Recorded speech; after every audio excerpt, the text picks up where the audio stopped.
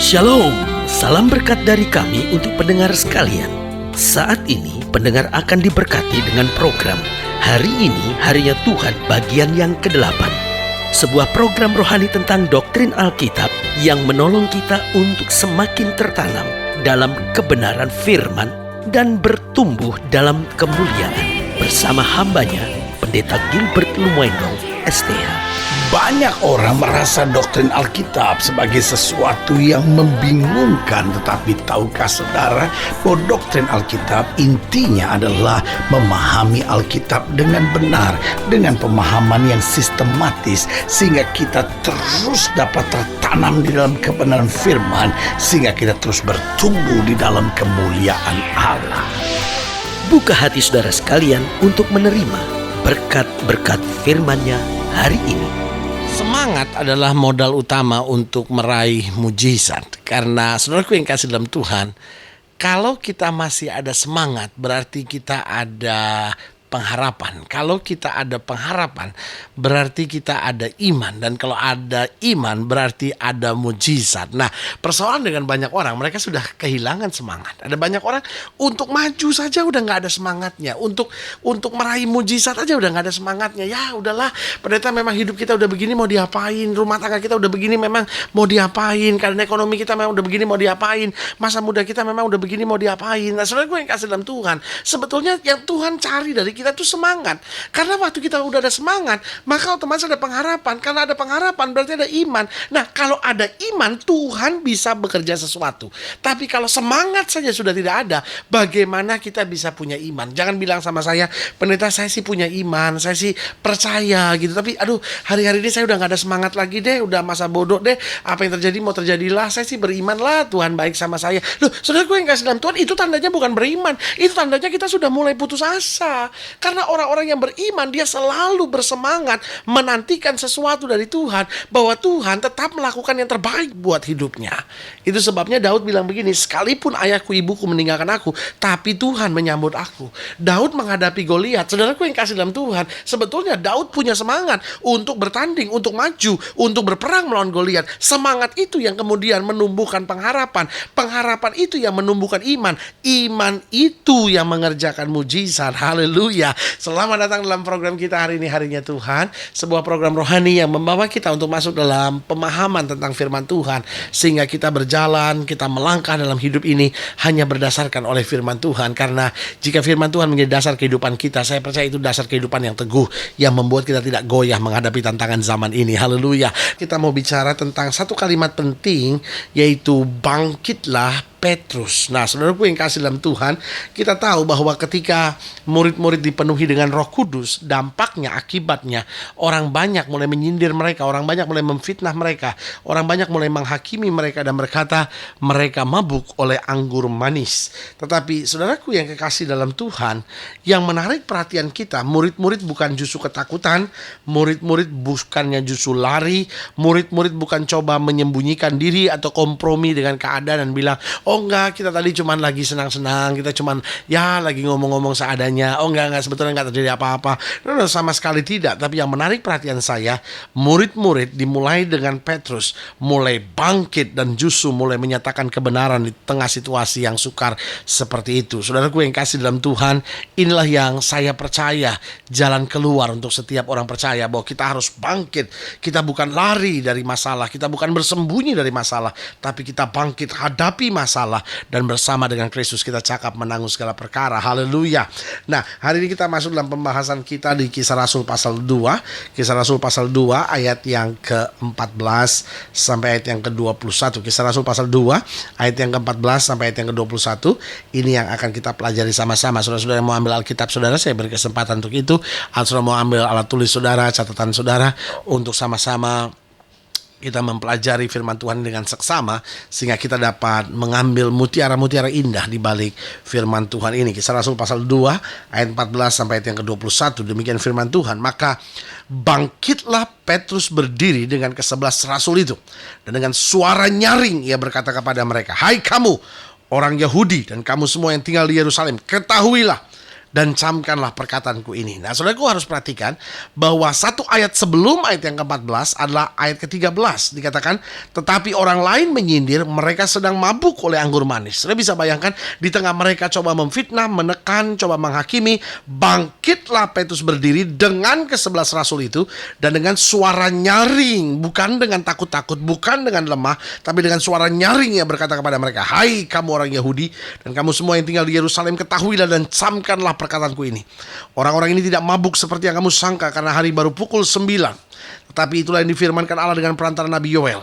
Akan terjadi pada hari-hari terakhir, demikian firman Allah, bahwa aku akan mencurahkan rohku ke atas semua manusia. Maka anak-anakmu laki-laki dan perempuan akan bernubuat, dan teruna-terunamu akan mendapat penglihatan-penglihatan, dan orang-orangmu yang tua akan mendapat mimpi. Juga kata hamba-hambaku laki-laki dan perempuan akan kucurahkan rohku pada hari-hari itu, dan mereka akan bernubuat. Dan aku akan mengadakan mujizat-mujizat di atas dan di langit, dan tanda-tanda di bawah bumi, darah dan api dan gumpalan-gumpalan asap. Matahari akan berubah menjadi gelap gulita dan bulan menjadi darah sebelum datangnya hari Tuhan, hari yang besar dan mulia itu. Dan barang siapa yang berseru kepada nama Tuhan akan diselamatkan. Haleluya. Saudara yang kasih dalam Tuhan, di tengah-tengah sindiran dan ejekan, bahkan penghakiman dari orang banyak yang mungkin bisa berakibat berbahaya buat murid-murid, tapi apa yang terjadi? Petrus bangkit. Nah, saudara yang kasih dalam Tuhan, ingat, beberapa waktu yang lalu ketika Yesus disalibkan, Petrus justru yang menyangkal. Tetapi sekarang dia justru yang memimpin murid-murid untuk bangkit dan menghadapi peristiwa ini. Apapun resikonya, itu menjadi nomor 2. Yang penting dia tahu janji Allah, firman Allah, ini yang harus diberitakan terlebih dahulu. Pertanyaannya, mengapa Petrus di tengah situasi seperti itu kok dapat keberanian untuk bangkit? Saya pelajari ada beberapa hal yang menarik yang perlu kita bahas di sini, sehingga memberikan kekuatan kita untuk semangat menghadapi masalah. Tidak lari, tidak sembunyi, tidak khawatir, tidak bersungut-sungut, tidak menyalahkan siapa-siapa, tapi bangkit dan menghadapi. Yang pertama, karena ia mengerti apa yang sebenarnya terjadi. Mengapa Petrus bangkit? Apakah dia sekarang sudah sempurna? Apakah dia berarti sekarang udah gak punya lagi ketakutan, kekhawatiran sama sekali? Saya percaya mungkin dalam hatinya mulai ada ketakutan, kekhawatiran.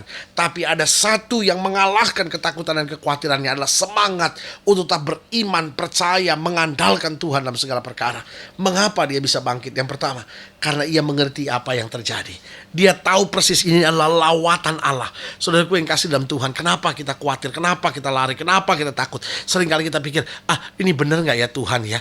Kok saya ngadepin masalah terus? Ini maksud Tuhan apa ya? Tapi kalau kita mengerti apa yang sedang terjadi, Tuhan izinkan masalah supaya saya lebih kuat, supaya saya lebih tangguh, supaya saya lebih setia sama Tuhan, supaya rumah tangga kami lebih diikat oleh cinta Tuhan, supaya rumah tangga kami gak didasari dengan cinta duniawi, tapi betul-betul cinta surgawi yang Allah berikan di hati kita, sehingga betul masa muda saya juga dipulihkan oleh Tuhan, dan kita mengerti apa yang sedang Tuhan kerjakan. Saudara-saudara, orang yang mengerti apa yang sedang Tuhan kerjakan dalam hidupnya, dia gak takut, dia gak khawatir, dia tahu masalah sedang terjadi, tapi dia tahu di balik masalah ini pasti ada pelajaran-pelajaran berharga yang sudah Tuhan siapkan bagi dia.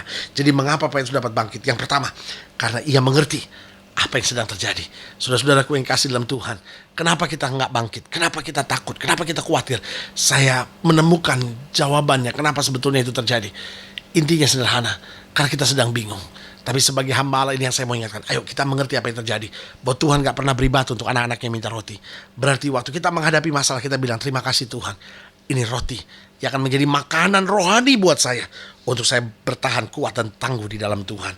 Yang kedua, mengapa Petrus dapat bangkit? Karena ia telah menerima pengalaman pribadi dengan kuasa Roh Kudus. Tadinya ia hanya dengar, tadinya ia mendapat pelajaran-pelajaran dari Kristus.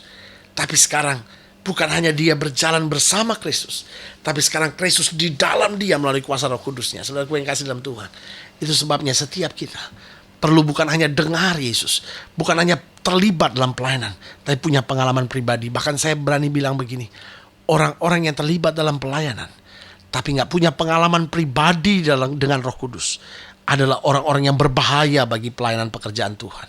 Kenapa saya bilang berbahaya? Karena orang-orang seperti ini yang paling gampang dipakai setan untuk menjadi penghancur, membawa perpecahan, dan membawa batu sandungan buat banyak orang. Makanya selalu saya bilang, bahwa orang-orang yang melayani Tuhan harus punya pengalaman pribadi dengan kuasa Roh Kudus. Jadi mengapa Petrus dapat bangkit teguh? Yang pertama, karena ia mengerti apa yang terjadi. Yang kedua, karena ia telah menerima pengalaman pribadi dengan kuasa Roh Kudus. Dan yang ketiga, karena ia tidak takut kehilangan apa-apa. Dia tidak takut kehilangan teman, dia nggak takut kehilangan wibawa, pengaruh, lalu orang akhirnya merendahkan dia dan bilang, apa itu? Masa dia bahasa roh, apa itu? No. Dia menyatakan bahwa inilah yang dari Tuhan. Berarti sebagai hamba Allah, kembali saya mau ingatkan buat saudara, bagaimana supaya kita bisa bangkit dalam segala perkara dalam kehidupan kita. Yang pertama, kita harus mengerti apa yang terjadi, bahwa God is in control. Allah tuh Allah yang tetap kendalikan segala sesuatu. Yang kedua, ingat bahwa kita perlu memiliki pengalaman pribadi dengan kuasa Roh Kudus. Dan yang ketiga, bahwa kita harus jadi orang percaya yang tidak takut kehilangan apa-apa. Karena kita tahu justru kalau ketika kita rela kehilangan segala sesuatu, kita akan menerima segala sesuatu dari Bapa. Saudara-saudara yang ingin dilayani lebih jauh, hubungi kami melalui telepon, hubungi kami melalui surat, kunjungi website kami. Karena kami ada untuk membawa Bapak Ibu Saudara senantiasa lebih dekat pada Tuhan, mengalami kasih kuasa mujizat yang luar biasa. Haleluya. Melalui program ini secara khusus juga saya mau berdoa untuk setiap saudara yang sakit, setiap saudara yang berbeban berat. Karena kita percaya di dalam Yesus tidak ada perkara yang mustahil. Saudara-saudara yang ingin didoakan boleh taruh tangan kanan saudara di dada dan kita doa. Bapa, dalam nama Yesus, hamba doa buat yang sakit, hamba doa buat yang berbeban berat, hamba doa buat mereka yang sedang menghadapi masa-masa sukar.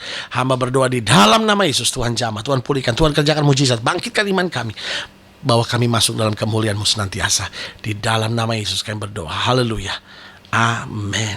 Saudaraku yang kasih dalam Tuhan, kita sudah berdoa. Ingat, inilah saatnya buat saudara untuk bangkit, beriman, percaya, bersemangat menghadapi segala sesuatu.